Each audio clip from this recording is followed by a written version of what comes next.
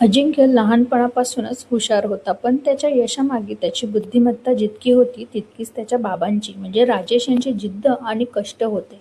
राजेश एक साधा माणूस, एका छोट्या कंपनीत काम करणारा, पगार मर्यादित मात्र जबाबदाऱ्या अमर्यादित. घरात उमा म्हणजे त्यांची पत्नी आणि अजिंक्य त्यांचा एकुलता एक मुलगा. राजेश रोज सकाळी लवकर उठायचे.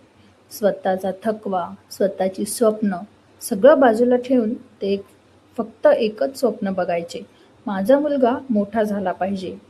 त्याला माझ्यासारखं आयुष्य जगावं लागू नये. अजिंक्यला चांगल्या शाळेत घालण्यासाठी त्यांनी किती कष्ट घेतले हे फक्त उमा जाणत होती. अनेकदा घर खर्च कमी करून स्वतःच्या गरजा बाजूला ठेवून त्यांनी त्याची फी भरली. अजिंक्यला कधीच जाणू दिलं नाही की घरात काही कमी आहे. उमा देखील त्यांची खंबीर साथ होती. ती घर सांभाळत होती आणि राजेश बाहेरच्या जगाशी झुंज देत होते. अजिंक्य जसजसा मोठा होत गेला तसतसे त्याचे स्वप्नेही मोठे होत गेले.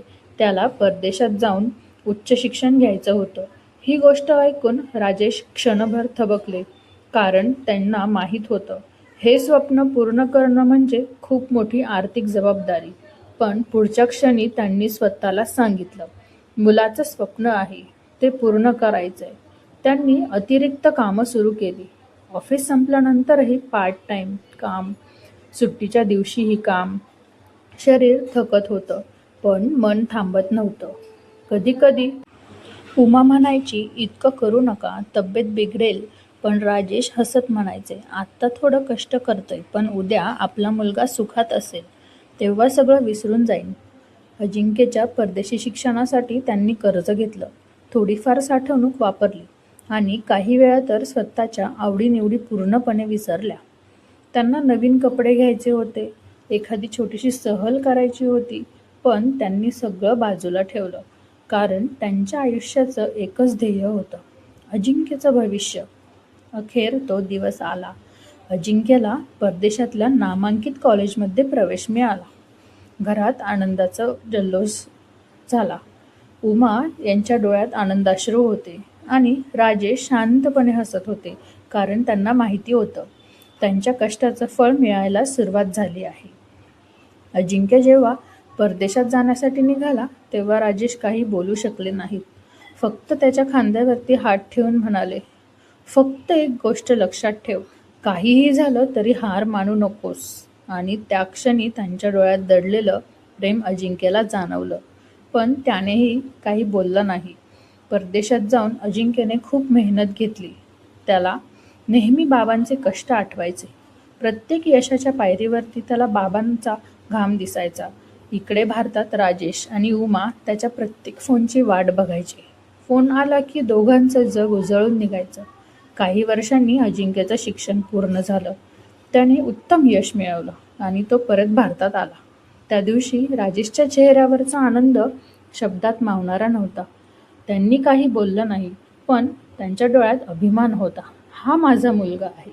अजिंक्य घरी आल्यावर घर पुन्हा जिवंत झालं.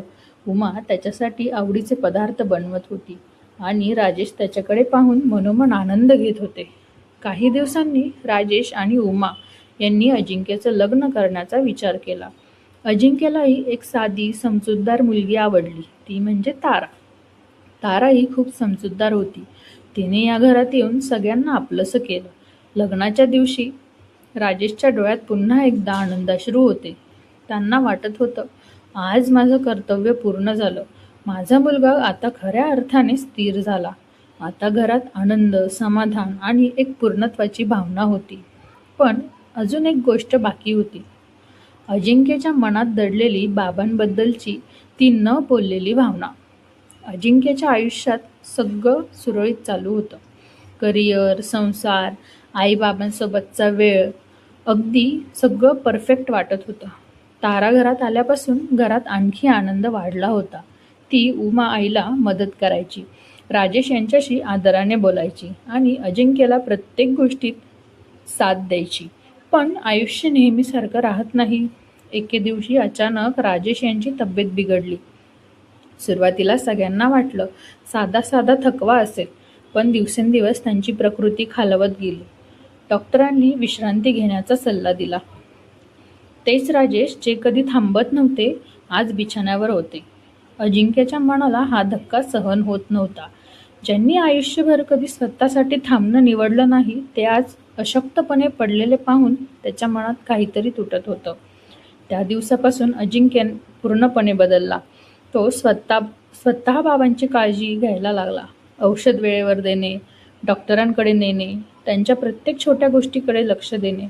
ज्यांनी त्याच्यासाठी आयुष्यभर कष्ट घेतले आज त्यांच्यासाठी काहीतरी करण्याची वेळ आली होती. ही जाणीव त्याच्या मनात घट्ट बसली. ताराही त्याला पूर्ण साथ देत होती. आईसोबत घर सांभाळत होती. राजेश यांच्यासाठी योग्य आहार बनवत होती आणि अजिंक्यला मानसिक आधार देत होती. ती आता फक्त सून नव्हती तर त्या घराची खरी मुलगी झाली होती. एके संध्याकाळी राजेशला थोडे बरे वाटले होते. सगळे एकत्र बसले होते. अचानक राजेश बोलायला लागले.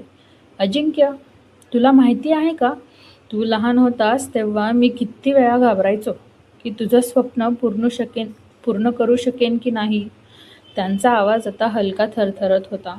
पण एक गोष्ट मनात होती, माझ्या मुलाला माझ्यासारखं आयुष्य नको. त्याला त्याच्या स्वप्नांसाठी आकाश मिळायला हवं. हे ऐकून उमा यांच्या डोळ्यात पाणी आलं. त्या सगळे जुने दिवस पुन्हा जगत होत्या, कष्टाचे, संघर्षाचे, पण प्रेमाने भरलेले. तारा शांतपणे सगळं ऐकत होती.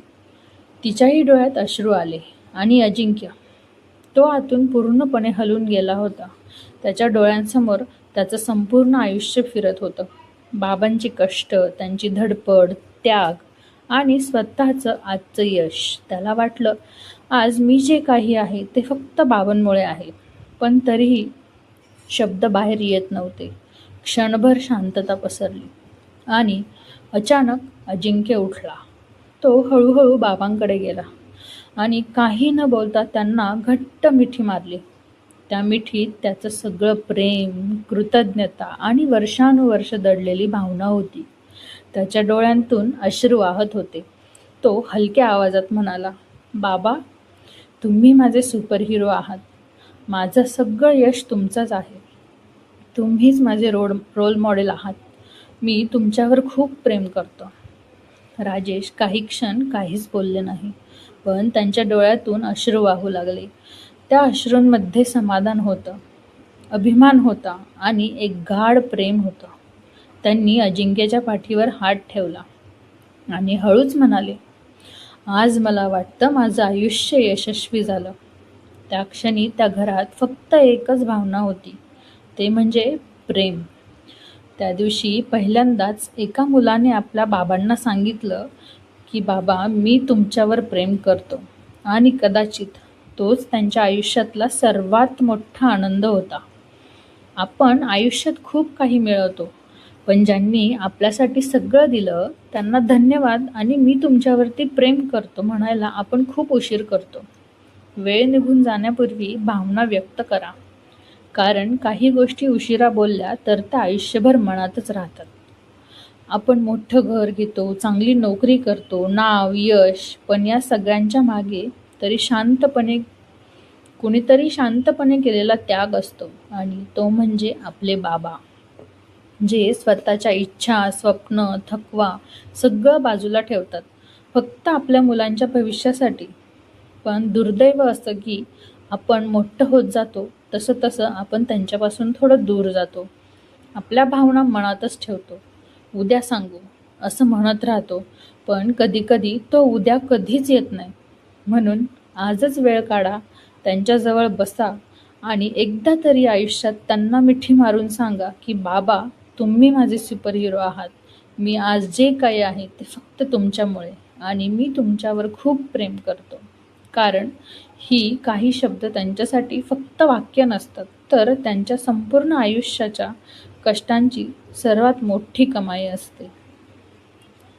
कथा आवडल्यास चॅनलला आणि कथेला लाईक, शेअर आणि सबस्क्राईब करायला विसरू नका. धन्यवाद.